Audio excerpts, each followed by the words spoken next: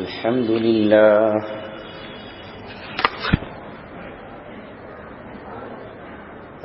لله نحمده ونستعينه ونستغفره ونؤمن به ونتوكل عليه ونعوذ بالله من شرور أنفسنا ومن سيئات أعمالنا من يهده الله فلا مضل له ومن يضلله فلا هادي له ونشهد أن لا إله إلا الله وحده لا شريك له ونشهد أن سيدنا محمدا عبده ورسوله وصلى الله عليه وعلى آله وصحبه وسلم تسليما كثيرا كثيرا أما بعد قال الله تبارك وتعالى في كتابه الكريم لقد كان لكم في رسول الله أسوة حسنة وقال الله عز وجل قل إن كنتم تحبون الله فاتبعوني يحببكم الله صدق الله العلي العظيم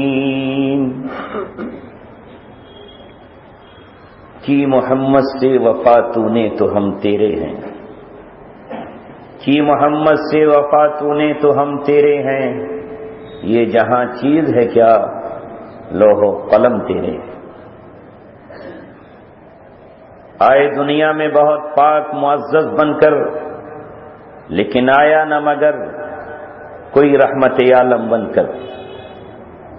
محترم حضرات، جیسا کہ ابھی آپ نے سنا، یہ مہینہ ربیع الاول ہے، جس میں آج سے تقریباً 1450 برس پہلے چھٹی صدی کا آخر تھا، 571 عیسوی تھی، زمین کراہ رہی تھی، انسانیت تڑپ رہی تھی،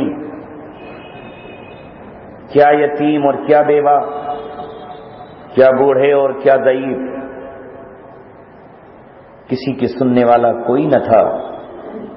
زمین پر انسان نہیں بلکہ حیوان بن گیا تھا۔ جانور تو اپنی فطرت پہ قائم تھے، لیکن یہ انسانیت سے نکل کر حیوانیت سے بھی 2-4 قدم آگے بڑھا، اور اتنا بے درد، اتنا ظالم ہوا کہ خود اپنے بچے کا جگر چاک کر کے اس کا خون پینے لگا۔ بیٹا اپنی ماں کا مالک بن کر اسے خرید و فروخت کرنے لگا، بھائی بھائی کی گردن پہ تلوار رکھ کر اس کی زمین و جائیداد لوٹنے لگا۔ انسان نہ تھا، کہیں وہ شیر تھا، کہیں وہ چیتا تھا، کہیں وہ جنگل کا ہاتھی تھا، کہیں وہ بھیڑیا تھا، کہیں وہ سانپ تھا، کہیں وہ بجو تھا۔ حال یہ تھا کہ انسانیت کی ساری حدیں اس نے پار کر دی تھیں، اور روئے زمین پر جب انسان نہ رہا تو جو عدالتیں تھیں ان میں بھی حیوان بیٹھے تھے، جو انصاف دینے کے مقامات تھے وہاں بھی جانور ہی تھے، لہذا فیصلہ طاقتور کے ساتھ ہوتا، کمزور و غریب کو کوئی پوچھنے والا نہیں تھا۔ یتیم کو کون اس کا حق دلاتا؟ بیواؤں کے آنسوؤں کو کون جا کر پہنچتا؟ بیوہ کا تو حال یہ ہو گیا تھا کہ کوئی اسے سہارا تو کیا دیتا، اسے زمین پہ زندہ جلا دیا جاتا۔ بیواؤں کو شریک حیات کون بناتا؟ انہیں زندہ رہنے کی اجازت نہ تھی، کہیں وہ شوہر کے ساتھ چتا میں جلا دی جاتی، قوم اسے ستی پرتھا کہتی، اور وہ عورت روتی ہوئی ساری دنیا کے سامنے دامن پھیلاتی، بھیک مانگتی، اے لوگو میرا قصور کیا ہے؟ کہتے تیرا قصور یہ ہے کہ تو نے اپنے شوہر کو ڈس لیا ہے، تو عورت نہیں، تو ناگن ہے، عورت ناگن کا روپ رکھتی ہے۔ مسلمانوں، آپ کے پاس محمد صلی اللہ علیہ وسلم کا دین اور آپ کی تعلیمات کی بہت بڑی نعمت ہے کہ کوئی مسلمان روئے زمین پر عورت کو ناگن نہیں کہتا، بلکہ اسے حوا کی اولاد، مریم کی بیٹی، فاطمہ کی بہن اور عائشہ کی جگر کا ٹکڑا کہتا ہے۔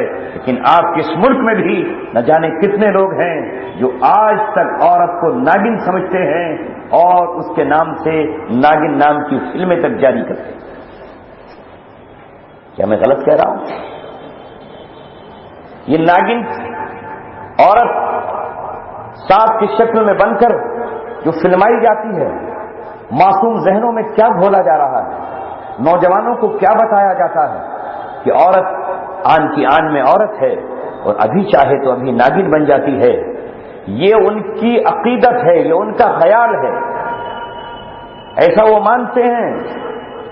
تو جب عورت یہ پوچھتی کہ میرا قصور کیا ہے تو اسے جواب ملتا کہ تو عورت نہیں، ناگن ہے، اور ناگن کو دنیا میں رہنے کا حق نہیں ہوتا، اسے زندہ جلا دیا جاتا۔ وہ تڑپتی، خدا کے لیے میں اپنے بچوں کا واسطہ دیتی ہوں، مجھے زندہ رہنے دو، باپ مر گیا ہے، زمین پہ ان کا کوئی بظاہر سہارا نہیں ہے، یہ کس ماں کو ماں کہیں گے؟ یہ کس کے دامن میں پناہ لیں گے؟ یہ کس کے باہوں میں جھولیں گے؟ یہ کس کے سینے پر سوئیں گے؟ لیکن ظالم و جلاد معاشرہ اس عورت کی آہو بکا نہیں سنتا، اس کی فریادیں نہیں سنتا، اور اسے کہیں قتل کر دیا جاتا اور کہیں اسے اچھوت بنا دیا جاتا کہ اب اس عورت سے کوئی نکاح نہیں کرے گا، اب اس عورت سے کوئی شادی نہیں کرے گا، کوئی اس کا دامن نہیں تھامے گا۔ وہ ابھادن کہلاتی۔ آج بھی کتنی قومیں ایسی ہیں جو بیواؤں کے نکاح کو جائز نہیں سمجھتی، اور بلکہ بیوہ کے لیے ان کے یہاں یہ قانون و دستور ہے کہ وہ سفید ساڑی کے سوا کوئی رنگین کپڑا بھی نہیں پہن سکتے۔ کبھی اس نعمت کا مسلمانوں نے استحضار کیا؟ کبھی عورتوں نے سوچا؟ اللہ کے رسول آئے، 578 عیسوی تھی، آمنہ کا لفظ جگر آیا، اللہ اکبر، ماں کے نام سے ہی ایک نیک بختی کی علامت، نیا میسج، ساری دنیا کو پیغام، آمنہ کا بیٹا آ رہا ہے۔ آمنہ کے معنی ہیں امن دینے والی، امن دینے والی کا بیٹا، ایمان کی بات کرنے، اسلام کا جھنڈا بلند کرنے آ رہا ہے۔ آمنہ کا بیٹا آ رہا ہے۔ کس شہر میں پیدا ہوا ہے؟ شہر امن میں۔ کس مقام پہ پیدا ہوا ہے؟ امن کے گہوارے میں۔ اے دنیا والوں، اب تمہیں امن ملنے والا ہے، اب ایمان ملنے والا ہے، اب تمہارا مرکز امن کا شہر، شہر مکہ بننے والا ہے۔ اب یتیم روئیں گے نہیں، اب بیوائیں جلائی نہیں جائیں گی، اب انہیں ہمیشہ چوڑیاں توڑ کر رہنا نہیں پڑے گا، بلکہ وہ شوہر اگر مرتا ہے تو 4 مہینے 10 دن کے لیے ضرور سوگ منائیں گی۔ 4 مہینے 10 دن کا ضرور سوگ ہوگا۔ 4 مہینے 10 دن کے بعد خاندان کا مکھیا ہو یا قوم کا سردار، قبیلے کا امیر ہو یا ملک کا بادشاہ، اب اس عورت کو نہیں روک سکتا کہ وہ نکاح کرے یا دوسرے کے نکاح میں نہ جائے۔ یہ ایک اشارہ ہے۔ آپ آئے، اللہ اکبر، الم یجد کا یتیمن فآوا، اللہ نے اس حیثیت سے بھیجا رسول اللہ صلی اللہ علیہ وسلم کو، باپ کا سایہ بھی نہ دیکھا، 6 سال کی عمر میں ماں کو سفر کی حالت میں کھو دیا، 6 سال کی حالت کا یتیم مدینے سے اس حال میں واپس آیا کہ میں اپنی ماں کی باندھی کے ساتھ تھا، لو یہ سہارا بھی گیا، دادا نے ماں کا پیار دیا، باپ کی شفقتیں دی، مگر اللہ نے کہا عبد المطلب تم بھی ہٹ جاؤ، ہم یتیمی کے کڑوے گھونٹ سے اپنے محبوب کو دو چار کرنا چاہتے ہیں، ہم بتانا چاہتے ہیں محبوب یتیم کا درد کیا ہوتا ہے، یتیم کی مجبوریاں کیا ہوتی ہیں، یتیمی کی حالت میں آدمی کہاں کہاں ٹھوکریں کھاتا ہے، یتیموں کو لوگ کس نگاہ سے دیکھتے ہیں، تاکہ تم آج یتیمی کی زندگی گزارو تو 40 سال کے بعد تمہیں یتیموں کا امام بنایا جانا ہے، تم یتیموں کے والی بنو گے، تمہارے ذریعے سے یتیموں کے حقوق کی حفاظت ہونے والی ہے، پہلے بچپن یتیمی میں گزارو، 40 سال کے بعد ہم تمہیں ساری دنیا کا امام بنا کر بھیجیں گے۔ ہم نے یہ پیغام دے دیا ہے دنیا کے ظالموں، ڈکٹیٹروں، بادشاہت کرنے والوں، اب روئے زمین پر اب سے لے کر کے قیامت تک حکومت چلے گی ایک یتیم کی یا یتیم پہ اترنے والے قرآن کی۔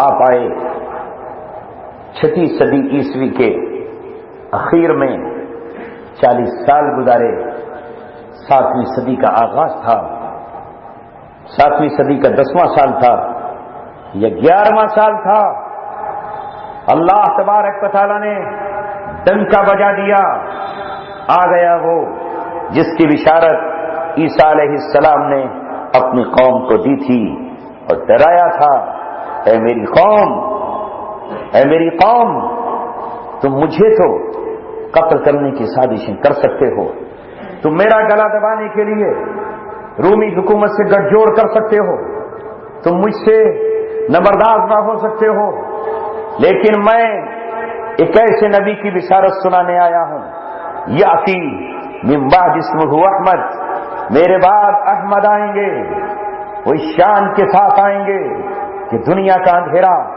اسلام کی روشنی سے منور ہو جائے گا، ہر سازش ان کے سامنے ناکام ہو جائے گی، ان کا نور چمکے گا، چمک کر جگمگائے گا اور پوری دنیا سے ظلم و ستم کا خاتمہ۔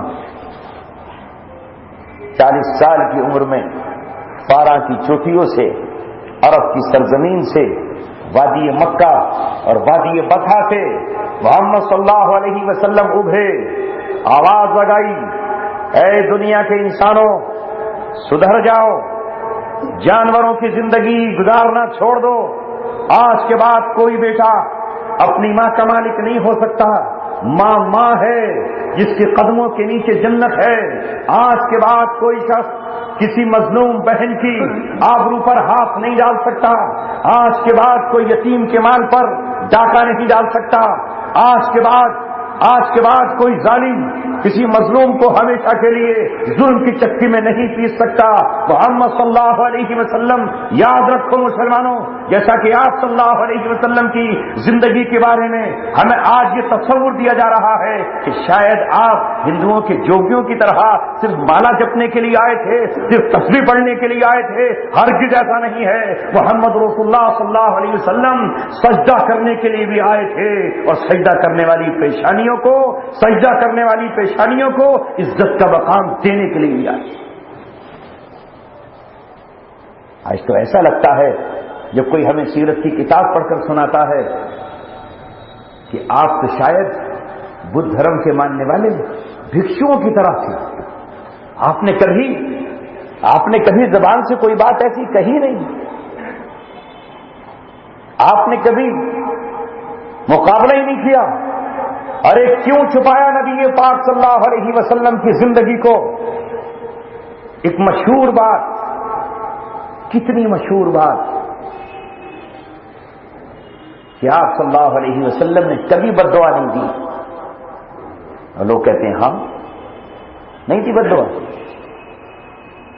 اور یہ جو مسجد نبوی میں 40 دن تک 70 صحابہ کے قتل کے بعد جو دھوکے سے لے جائے گئے تھے، مسجد نبوی میں کھڑے ہو کر سجدے میں جانے سے پہلے، رکوع کرنے کے بعد جو آپ نے کہا ہے اللہم شتت شملہم ومزق جمعہم، ان کی جمعیت کو بکھیر دے، وشتت شملہم، ان کے علامات کو مٹا دے، ودمر دیارہم، ان کے گھروں کو ڈھا دے،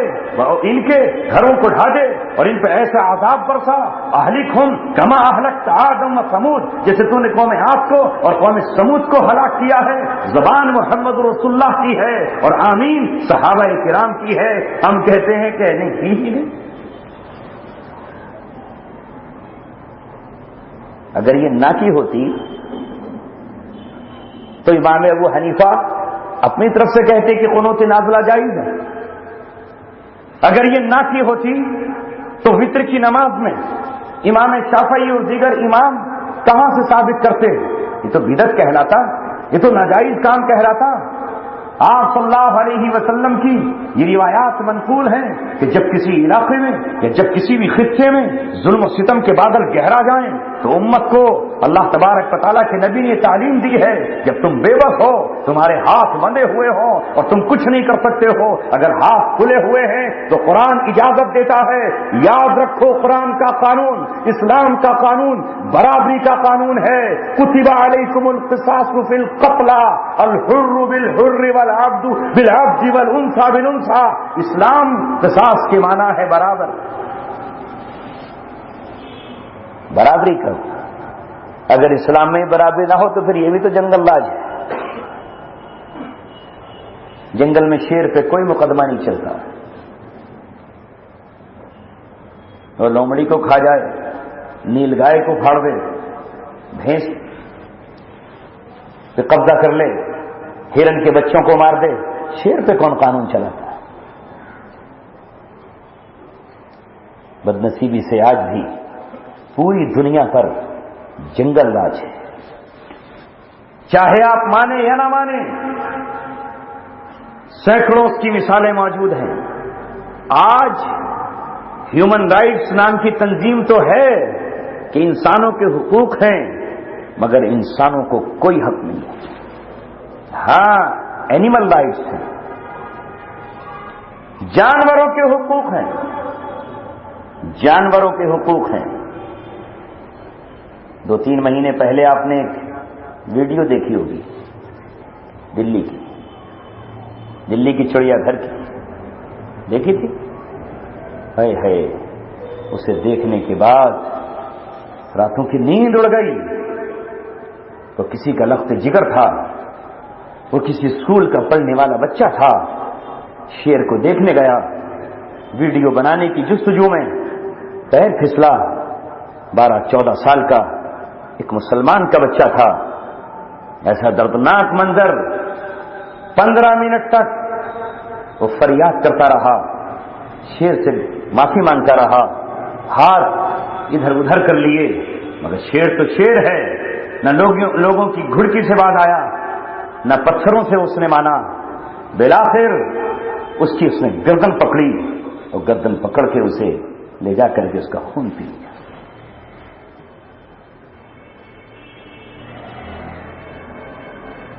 کوئی قانون ہے جو شیر کو سزا دے؟ چونکہ شیر کو مارنا ناجائز ہے، وہ بھی چڑیا گھر کا شیر۔ شیر کی قیمت زیادہ، انسان کی قیمت کم، کون معاوضہ دلائے؟ قتل شیر نے کیا ہے، یہ ہے دنیا کا قانون۔ شیر کو یہ رائٹ ہے وہ انسان کو پھاڑ کھائے، معصوموں کو نگل جائے، کوئی پوچھنے والا نہیں ہے، وہ اس قابل بھی نہیں ہے کہ اسے مار دیا جائے یا اسے قتل کر دیا جائے یا اسے عبرتناک سزا دی جائے۔ 2-3 دن کے بعد اس کی پھر وہی پرورش چل رہی ہے۔ یہ حالات پھر دنیا پر آ چکے ہیں کہ آج شیروں کو مارنا ناجائز، ہرن کو مارنا ناجائز، مور کو مارنا ناجائز، ہاتھیوں کا شکار ناجائز، پرندوں کا شکار ناجائز، لیکن جو چاہے انسان کا جتنا چاہے قتل کرے، کوئی پوچھنے والا نہیں ہے، اس لیے کہ زمین پر برابری کا قانون ختم ہے۔ وہ قانون جو محمد رسول اللہ صلی اللہ علیہ وسلم لے کر آئے تھے، بدنصیبی سے مسلم امت بھی یہی کہہ رہی ہے کہ محمد رسول اللہ نے کسی کے ساتھ کچھ نہیں کیا، یعنی جو کرتا چلا گیا آپ ویسے ہی کرتے چلے گئے۔ میں آپ سے پوچھتا ہوں، قرآن کہتا ہے لقد کان لکم فی رسول اللہ اسوۃ حسنہ، تمہارے لیے محمد رسول اللہ کی زندگی نمونہ ہے۔ تو جب بدر میں 1000 کا لشکر لے کر ابو جہل پہنچا تھا تو آپ صلی اللہ علیہ وسلم نے کچھ کیا یا نہیں کیا؟ کیا کیا؟ کیا کیا آپ صلی اللہ علیہ وسلم نے؟ وَإِذْ تُبَوِّئُ الْمُؤْمِنِينَ مَقَاعِدَ لِلْقِتَالِ، بہت یاد کرنے کے قابل ہے جب 313 کا سپہ سالار اپنے صحابہ کو کہاں بٹھا رہا تھا؟ مقاعد للقتال، مقاعد للصلاة نہیں، بلکہ یہ صفیں جس طرح اس سے پہلے مسجد نبوی میں بنتی تھی، یہ صفیں جس طرح اس سے پہلے مکہ معظمہ خانہ کعبہ میں لگائی جاتی تھی، یہ صفیں آج صحابہ کی کہاں پر لگ رہی تھی؟ یہ صفیں آج بدر کے میدان میں لگ رہی تھی۔ کس کام کے لیے لگ رہی تھی؟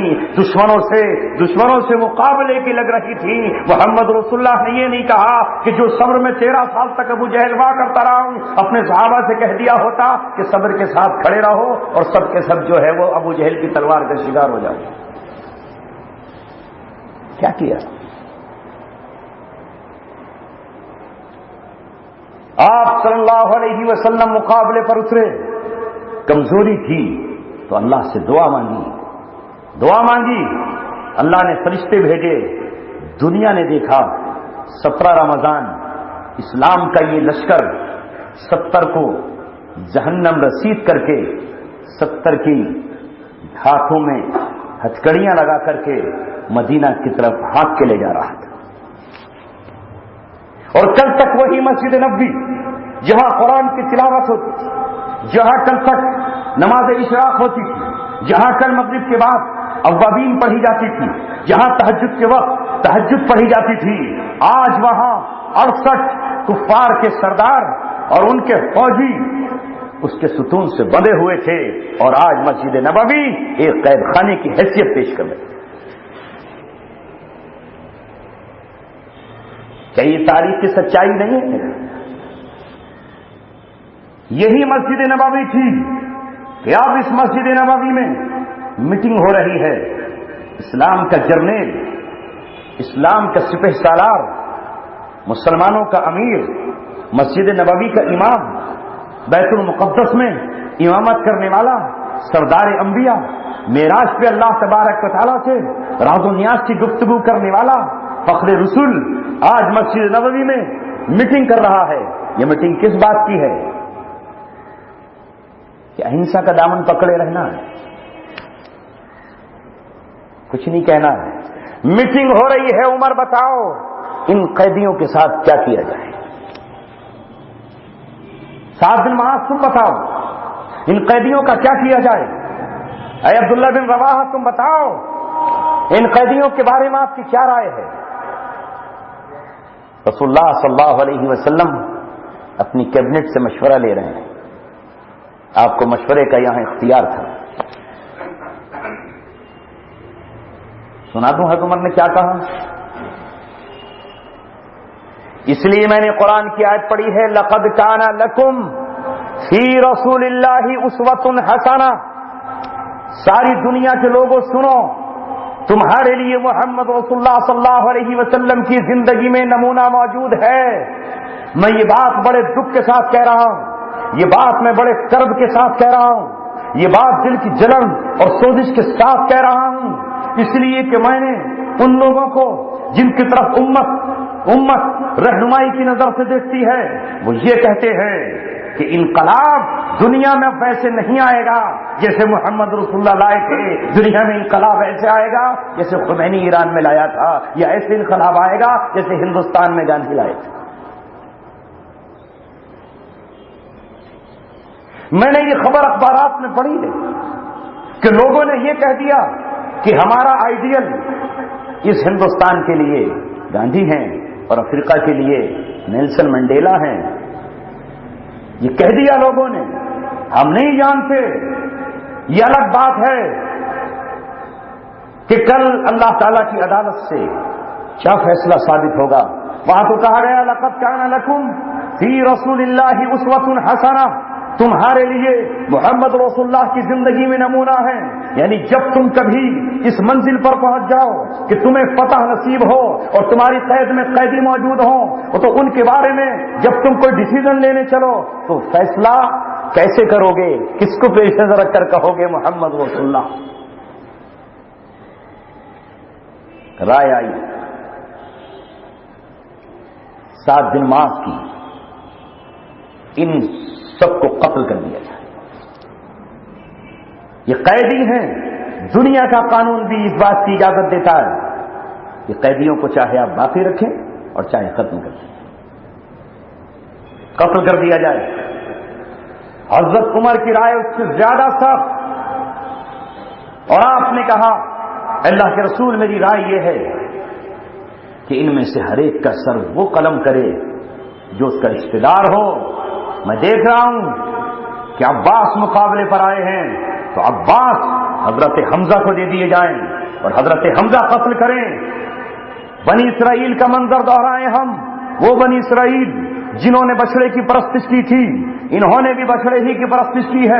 انہوں نے بھی اپنے خاندانی روایات پر چل کر یہ آپ سے مقابلے کے لیے آئے ہیں. وہاں اللہ نے کہا تھا بنی اسرائیل سے فَاقْتُلُوا أَنفُسَكُمْ ذَلِكُمْ خَيْرٌ لَكُمْ عِنْدَ بَارِئِكُمْ فَتَابَ عَلَيْكُمْ. رشتہ دار کو قتل کرے، میرا رشتہ دار مجھے دیا جائے، حضرت علی کو ان کا سگا بھائی عقیل دیا جائے، مصعب بن عمیر کو ان کا بھائی دیا جائے. یہ میری رائے ہے. عبداللہ بن رواحہ نے کہا پہاڑ کی وادیوں میں آگ جلائی جائے اور انہیں اس میں ڈال دیا جائے. آپ نے پوچھا ابو بکر صدیق رضی اللہ تعالیٰ عنہ سے آپ کی رائے کیا ہے؟ کہا اللہ کے رسول میری رائے یہ ہے کہ فدیہ لے کر، ان سے مال لے کر انہیں چھوڑ دیا جائے. ممکن ہے کچھ لوگ ان میں بعد میں ایمان قبول کر لیں، ان کو ایمان نصیب ہو جائے، اور جب قید میں آ ہی گئے ہیں، رو رہے ہیں، پچھتا رہے ہیں، چھوڑ دیا جائے. باقی اور صحابہ کی بھی اسی طرح کی رائے تھی. اللہ کے رسول صلی اللہ علیہ وسلم نے ان کو چھوڑ دیا. یہاں یہ بھی بتا دوں آپ کی یادداشت کے لیے، یہ چھوڑنے والے جو قیدی تھے 68 تھے. ان میں سے 2 کو، ایک کا نام نضر بن حارث ہے، دوسرے کا نام عقبہ بن ابی معیط ہے. ان کو آپ صلی اللہ علیہ وسلم نے بدر کے میدان اور مدینہ کے بیچ میں جب دیکھا، یہ وہ تھے جو اسلام کی مخالفت میں پیش تھے. ان میں ایک وہ تھا جس نے آپ صلی اللہ علیہ وسلم کے چہرے پر تھوکا تھا، وہ گستاخ رسول تھا. ایک وہ تھا جس نے آپ صلی اللہ علیہ وسلم کی کمر پر اوچھڑی رکھی تھی. ان میں نضر بن حارث وہ تھا جو قرآن کے مقابلے پر ناچنے گانے والی لڑکیاں خرید کر لایا تھا تاکہ قرآن سے روکے اور آپ کی محفل میں رکاوٹیں ڈالے. آپ نے ان دونوں کو پہلے ہی قتل کرا دیا. 68 بچے، 68 کو چھوڑ دیا گیا فدیہ لے کر. ظاہر اللہ کے رسول نے فیصلہ کر دیا، حالانکہ آپ نے کہا تھا اے عمر اے ابو بکر لئن اجتمعتما علی رأی واحد، اگر تم دونوں ایک رائے پر جمع ہو جاتے، ما عصیتکما یا ما خالفتکما، تو میں تمہاری رائے کی مخالفت نہیں کرتا. سن لو مسلمانوں، اگر ابوبکر صدیق کی بھی یہی رائے ہوتی جو حضرت عمر ابن خطاب کی تھی تو ان سب کو قتل کیا جاتا قیدی. لیکن ان کے چھوڑنے کے بعد ایک دن حضرت عمر رضی اللہ تعالیٰ عنہ آئے تو آپ صلی اللہ علیہ وسلم اور ابوبکر صدیق دونوں رو رہے ہیں. حضرت عمر نے پوچھا کیا ہے؟ ایسا رونا کہ بتا نہیں رہے، ہچکی پر ہچکیاں، آنسو پر آنسو. حضرت عمر نے کہا ما یبکیکما، تم دونوں کیوں رو رہے ہو؟ اگر مجھے پتا چل جائے انا ابکی معکما، میں بھی تمہارے ساتھ رہوں گا، مجھے وجہ تو پتا چلے کیا ہوا. تب آپ صلی اللہ علیہ وسلم نے کہا کہ عمر، جو فیصلہ تیرا تھا عرش اعظم پر وہی اللہ کا فیصلہ تھا. قرآن کی آیت آ گئی، قرآن کی آیت آ گئی. اے عمر، اللہ کا عذاب اس پیڑ تک آ چکا تھا، اگر اس سلسلے میں مجھے اختیار نہ ہوتا اور میں تمہارے درمیان نہ ہوتا تو تیرے عبداللہ بن رواحہ اور 7 دن معاف کے سوا کوئی نہیں بچتا، سارے کے سارے جلا دیے۔ اس لیے امت کی ذمہ داری ہے رسول اللہ صلی اللہ علیہ وسلم کی زندگی کو نمونہ مانے۔ کوئی کتنا ہی بڑا ارسطو آ جائے، کتنا ہی بڑا افلاطون آ جائے، کتنا ہی عقل کا امام آ جائے، کوئی کتنا ہی شانتی کا پرتیک آ جائے، جو رسول اللہ صلی اللہ علیہ وسلم نے فیصلے کیے ہیں وہی امت کے لیے قابل قبول ہیں۔ امت کو آپ صلی اللہ علیہ وسلم کی سیرت پڑھنا چاہیے، سیرت سننا چاہیے، سیرت سمجھنا چاہیے، دبانا نہیں چاہیے۔ رسول اللہ صلی اللہ علیہ وسلم کی سیرت، آپ صلی اللہ علیہ وسلم جہاں ایک طرف مسجد نبوی کے امام ہیں، وہیں آپ صلی اللہ علیہ وسلم غزوہ احزاب کے موقع پر آپ صلی اللہ علیہ وسلم نے کیا کیا؟ کبھی کبھی قوموں پر یہ حال آتا ہے کہ پوری قوم کو اپنے دفاع کے فکر میں لگنا پڑتا ہے اور سارے مسائل چھوڑ دینا ہو۔ اللہ اکبر، وہ نماز جو کسی حال میں معاف نہیں ہوتی، بیمار ہو تو بیٹھ کر پڑھو، سفر میں ہو تو آدھی پڑھو، پانی نقصان دیتا ہے تو تیمم سے پڑھو، معاف نہیں ہے۔ لیکن مسئلہ آیا غزوہ خندق کا کہ جب چھوٹا سا شہر ہے اور آج پوری قوت و پوری جمعیت نے گھیر لیا ہے، بتاؤ جرم کیا تھا؟ آج سے لوگ کہتے ہیں کہ فلاں کی وجہ سے ایسا ہو رہا ہے، ان چند جذباتی مسلمانوں کی وجہ سے پوری قوم پٹ رہی ہے۔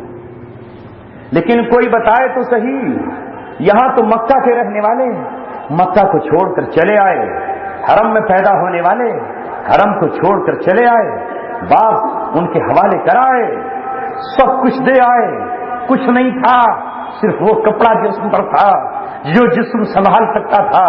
اونٹ وہاں، بکریاں وہاں، بیٹیاں وہاں، بہنیں وہاں، مدینہ منورہ میں جا کر پناہ لی۔ ہائے ایسی پناہ کہ صرف صاحبانوں میں سر چھپانے پڑے۔ لیکن بتاؤ تو صحیح مجھے کہ جب ملک بھی چھوڑ دیا، وطن بھی چھوڑ دیا، بیٹوں کو بھی چھوڑ دیا، باغات کو چھوڑ دیا، چشم اور کنواں کو چھوڑ دیا، یہ کون ہے جو بدر میں 600 میل کی مسافت طے کر کے اہل مدینہ پر حملہ آور ہوا ہے اور کہتا ہے کہ مدینے والوں تم نے ہمارے باغیوں کو پناہ دی ہے، ہم نہیں چھوڑیں گے تمہیں اور نہ اپنے باغیوں کو چھوڑیں گے؟ کون گیا اقدام کر کے؟ یہ بدر میں 70 گوا کے 70 کو پھر سے چھڑا کے یہ احد میں پھر نئی تیاری کے بعد کون گیا؟ یہ پھر اپنا بدر کا بدلہ پورا کر کے 70 وہ قتل ہوئے۔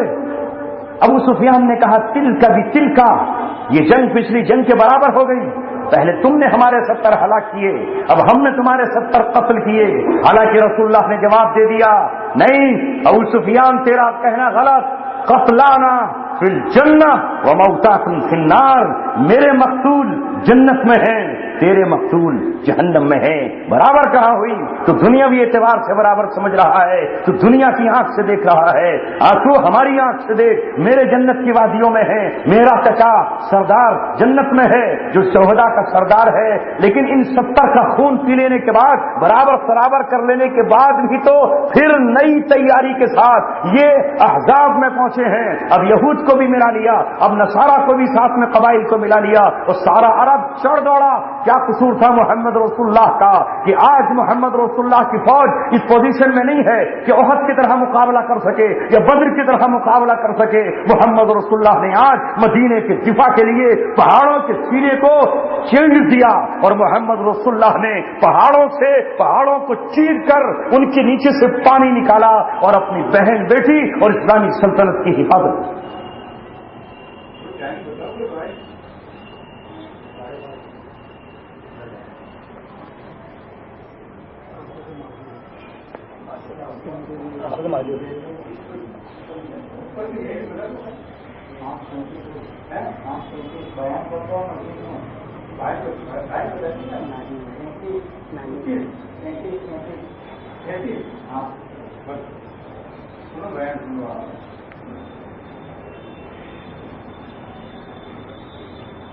نماز سے پہلے ختم ہو جائے گا، خندق کا مرحلہ ہی پیش آیا نہیں. اگر خندق کا پیش آ جاتا تو میں وہی پیش کرتا. لوگ ڈر رہے ہیں کہ یہ خندق نہ ہو جائے، کبھی اس میں بھی مغرب کی چھوٹ جائے، عشاء کی چھوٹ جائے. مغرب کی نماز آپ کو پڑھوائیں گے، ہم بھی پڑھیں گے.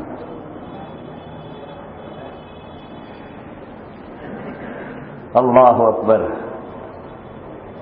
صحابہ میں ہم میں یہی فرق ہے کہ صحابہ کے نابینا بھی اس قابل ہوتے تھے کہ مکہ مدینہ منورہ میں اللہ کے رسول انہیں امام بنا کر جاتے تھے.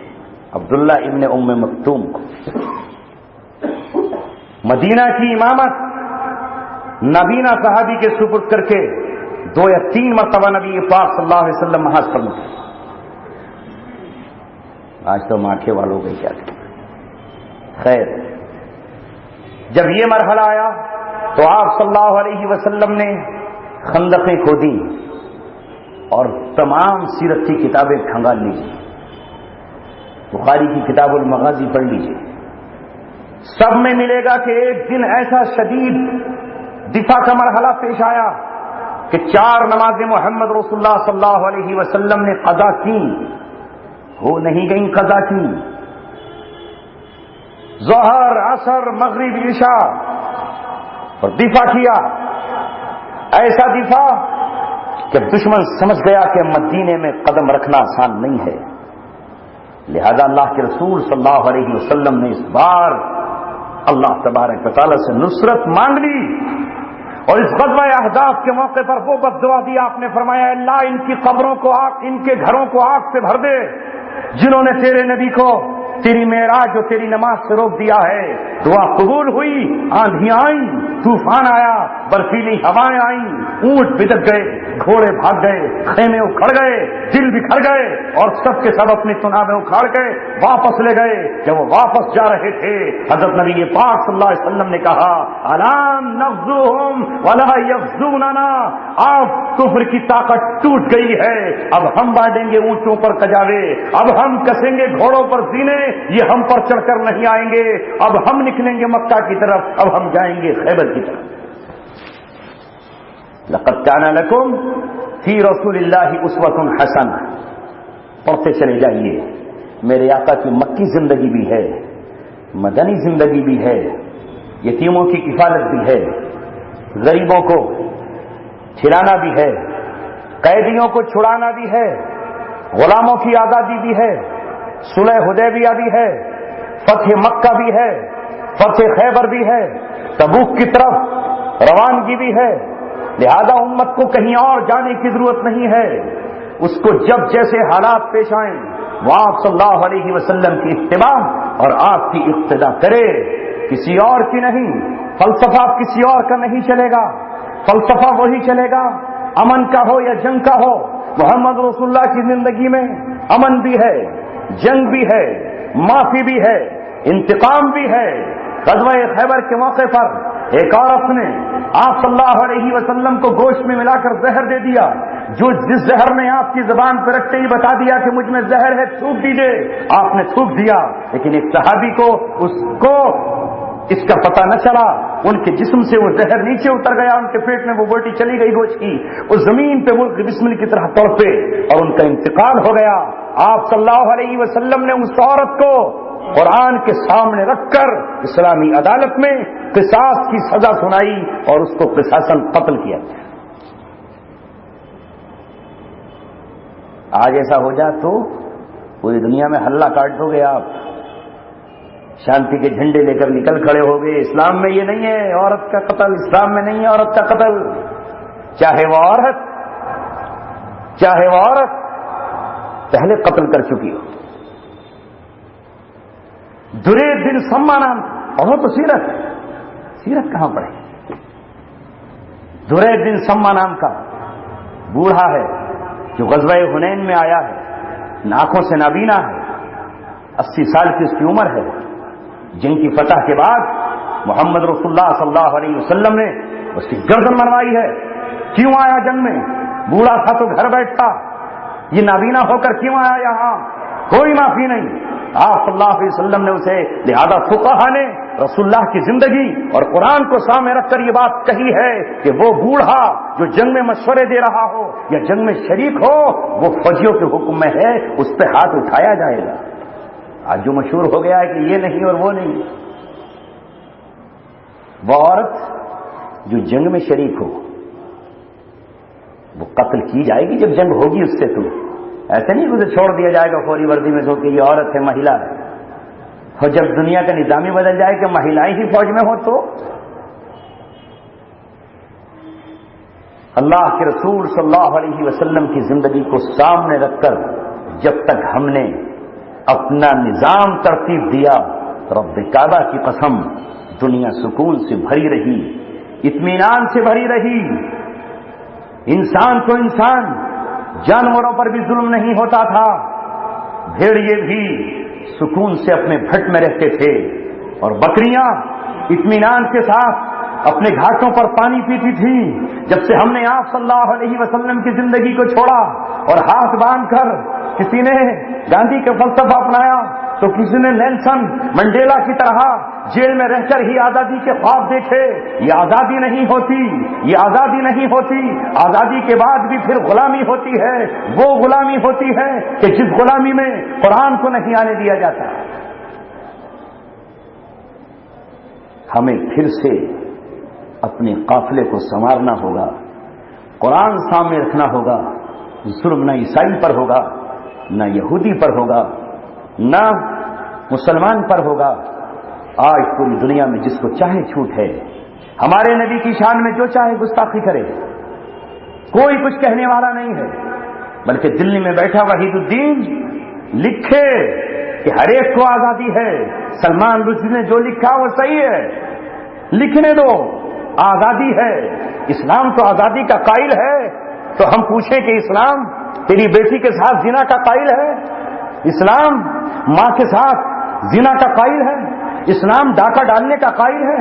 چار لوگ کہیں کہ آزادی ہے اسلام میں تو ڈاکہ ڈالتا ہوں، آپ مجھے کیوں روکیں گے؟ کیا اسلام میں شراب پینے کی آزادی ہے؟ کیا اسلام میں طلاق کے بعد بھی پھر اسی بیوی کو نکاح میں یوں ہی رکھنے کی آزادی ہے یا اس کے لیے کچھ شرائط ہے؟ کیا اسلام میں ماں کے ساتھ نکاح کرنے کی آزادی ہے؟ نہیں، اسلام میں تو آزادی ہے، میں چاہوں تو سگی بہن کے ساتھ نکاح کروں، اسلام میں تو آزادی ہے، وہ چاہے تو دو بہنوں کو ایک ساتھ اپنے نکاح میں رکھے، یا اسلام یہاں حرام و حلال کہے گا؟ کیا اسلام بیوی کی زندگی میں اس کی پھوپھی سے نکاح کرنے کی اجازت دے گا؟ آپ کہیں گے نہیں، لیکن یہ کہنے والے جب کہتے ہیں تو اسلام میں تو آزادی ہے، اور نعوذ باللہ یہاں تک لے آتے ہیں کہ صاحب وہاں تو اسلام میں مسجد میں پیشاب کرنے کی بھی اجازت ہے۔ سناتے نہیں واقعہ کہ ایک شخص آیا دیہاتی اور وہاں مسجد میں پیشاب کرنے لگا، اللہ کے رسول نے اس کو نہیں روکا، صحابہ روک رہے تھے تو اللہ کے رسول نے صحابہ کو روک دیا۔ کیا ثابت کر رہے ہیں کہ کل بھی اس نے پیشاب کیا تھا، آج بھی کر رہے ہیں؟ کیوں نہیں سمجھاتے کہ وہ صحابی ان پڑھ تھا، دیہاتی تھا، مسجد کی باؤنڈری نہیں تھی، کچی مسجد تھی، نہ اس کی حدیں تھی، وہ سمجھا یہ بھی جگہ ہے وہ بھی جگہ ہے۔ جیسے دیہات میں کوئی چھپر کی مسجد بنی ہوئی ہو اور چھپر کی مسجد کے آس پاس سمجھے کہ یہ بھی جنگل ہے وہ بھی جنگل ہے، وہاں پیشاب کرنے کے لیے بیٹھ گیا۔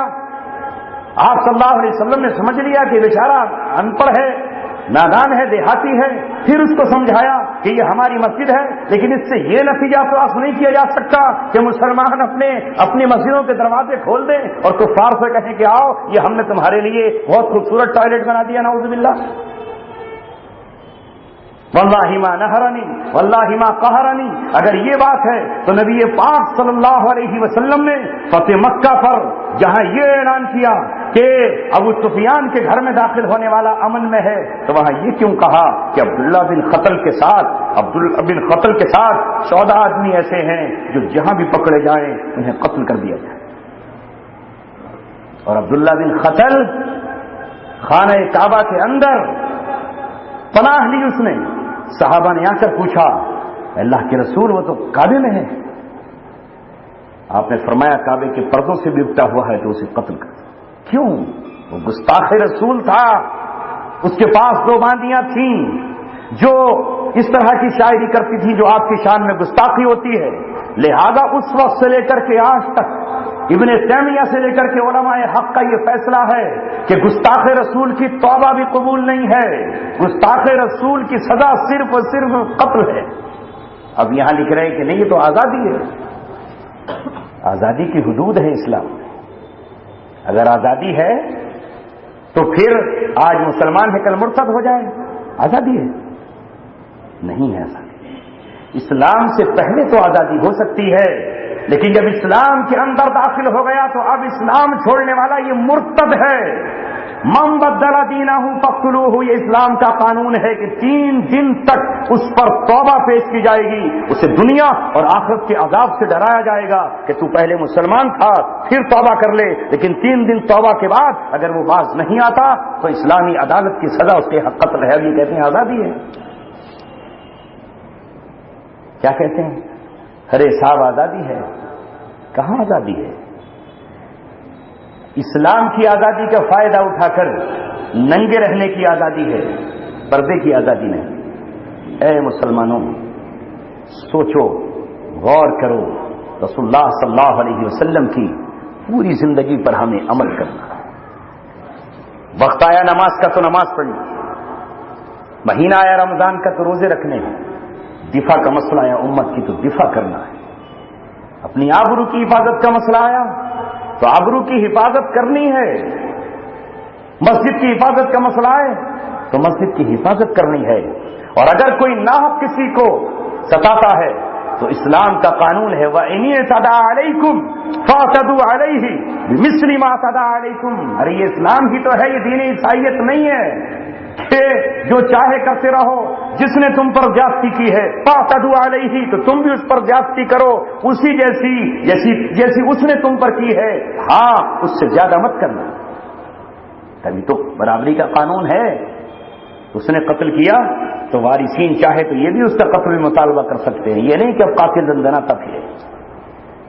میرے عزیزو، جس دن سے ہم نے رسول اللہ کی آدھی زندگی کو لیا، جس دن سے ہم نے قرآن کی صرف مکی صورتوں کو لیا، اسی دن سے بیلنس بگڑ گیا۔ بیلنس تو بگڑ ہی جائے گا۔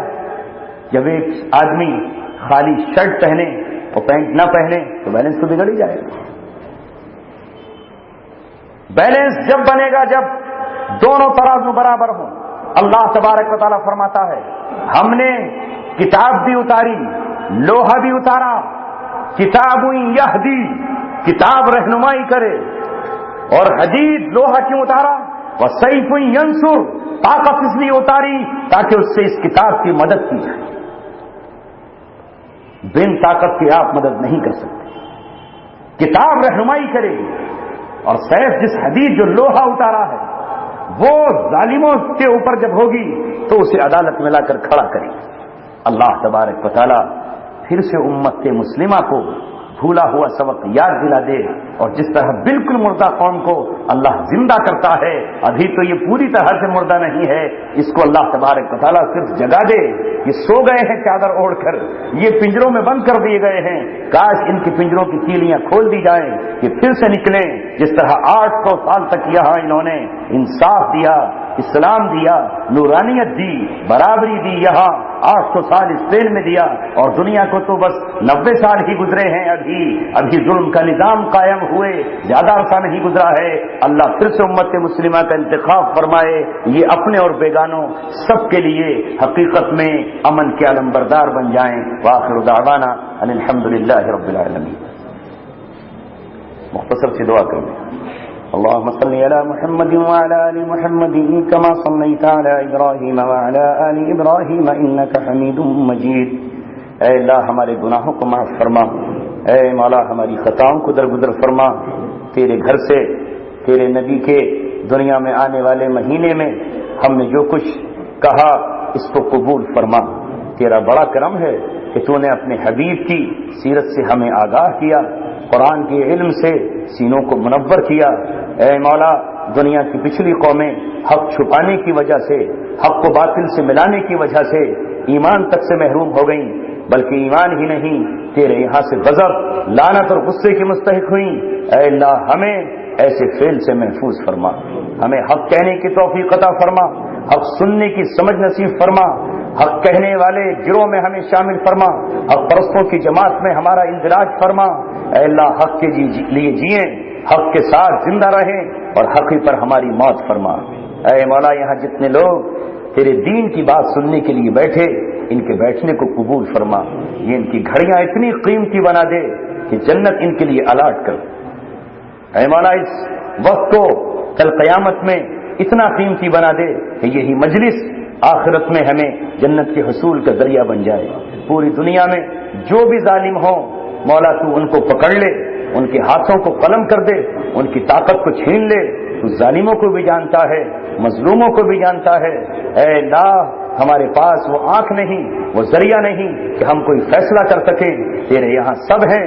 مظلوموں کی سن کر اصل ظالموں کی گردنیں ناپ لے، اور اے مولا اس دنیا کو امن کے علم بردار رہنمایان قوم نصیب فرما، جو پوری دنیا سے قتل و غارت گری کا خاتمہ کر کے پھر سے امن، سکون، شانتی کی ہواؤں کو چلا دے۔